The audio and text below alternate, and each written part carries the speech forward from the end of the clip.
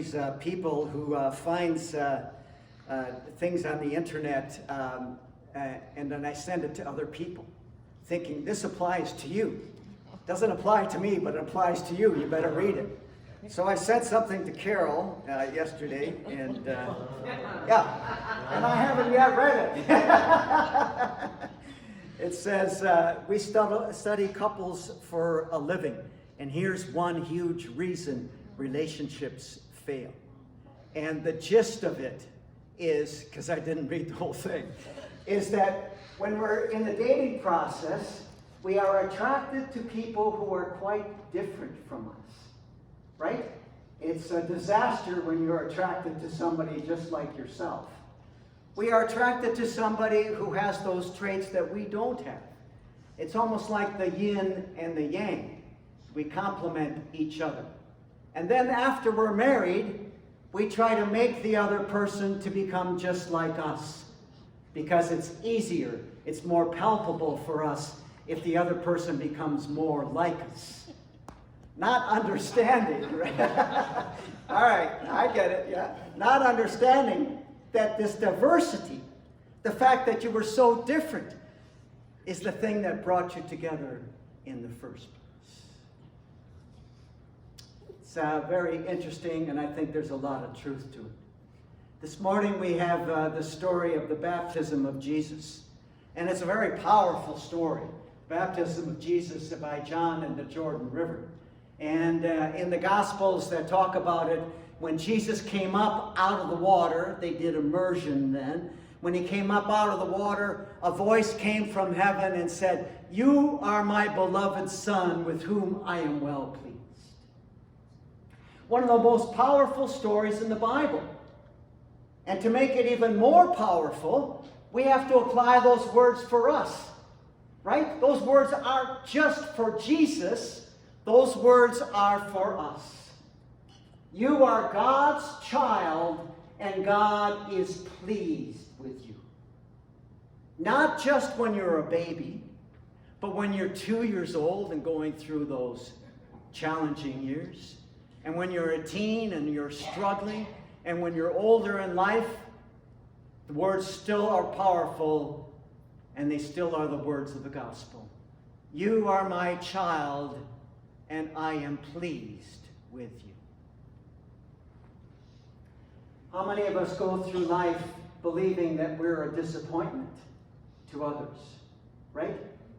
We seem to pick that up either in school or in our families, maybe with our siblings, and it's a feeling that stays with us for a long time, if not for a lifetime.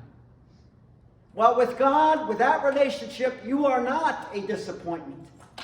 Despite what some people might say, despite what some churches might teach you, you are not a disappointment.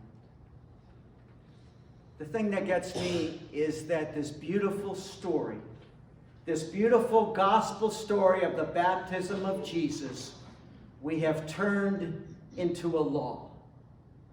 Baptism isn't so much a gospel, it's a law. And you know what the law is, especially if you were raised in the Catholic or the Lutheran Church, that if you're not baptized, you're going to hell. Thank God I don't believe in hell anymore, but that's the law, right? And for thousands of years, people had their children baptized because they were afraid the child or the person would go to hell if they died before they were baptized. That's why we did baptism 2 weeks, right? You did baptism within 2 weeks of the time you were born. That doesn't happen nowadays. No, people wait a long time. A lot of people don't have a baptism. It has always, even since I was a child, this theology has surprised me, and at some point I just rejected the theology. How could God send a baby or anybody to an eternal damnation, a place of eternal suffering, because they weren't baptized? So around this beautiful gospel story, we have built a law and diminished the power of the gospel. This Christmas was our first Christmas with our new granddaughter, And people told me what happens at Christmas, and it's true. You know, rather than everybody taking turns being the focus of attention, it's just the baby that's the focus of attention.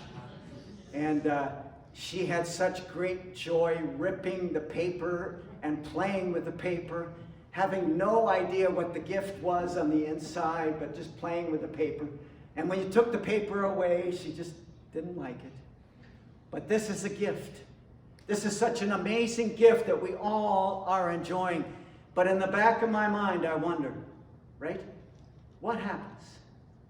What happens between this time and the years that follow in our relationship with our children? Somehow we change this gospel gift into a law. We change this beautiful gift of a beautiful baby, and we start questioning and wondering and judging and criticizing and coming to the conclusion, this isn't the child I thought I was going to raise. This person hasn't become the person I wanted them to become. And if you think the child doesn't know that, even if you don't voice it, they do know it. And maybe that's why we go through a life feeling that we have disappointed others. The gospel is for all of us.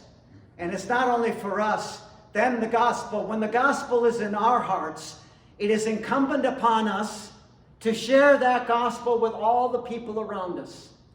And any preconceived notions you have about marriage, you should throw those preconceived notions out. That person isn't going to be exactly who you thought they were. Okay? That's part of the process. We never really show the person we're dating or engaged to the dark side of our lives. That would scare them away. But eventually we see that. And the gospel calls us to be in a relationship even when we see that dark side of the other person. The gospel calls us into this gospel relationship with our children.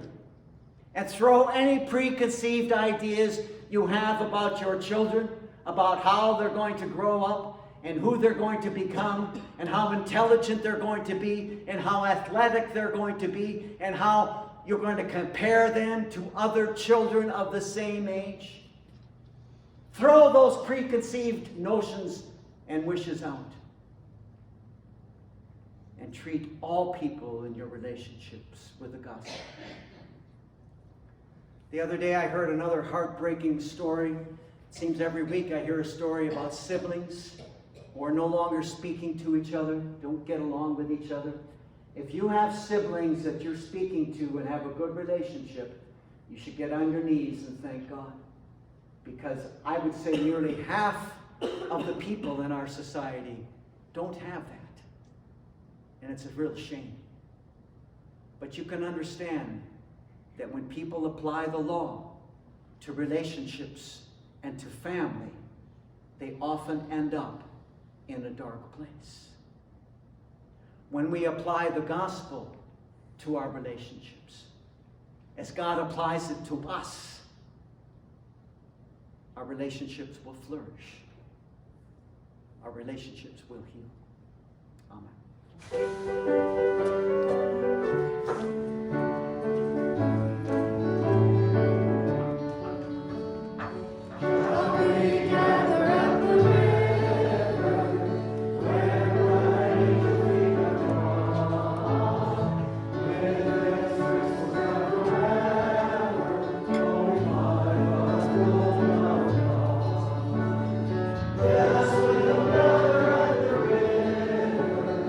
Beautiful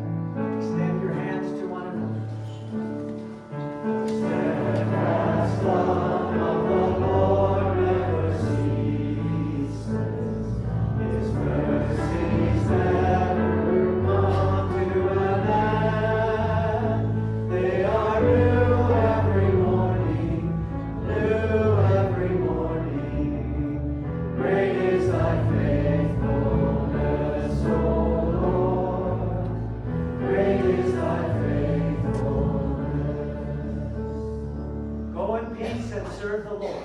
Thanks be to God.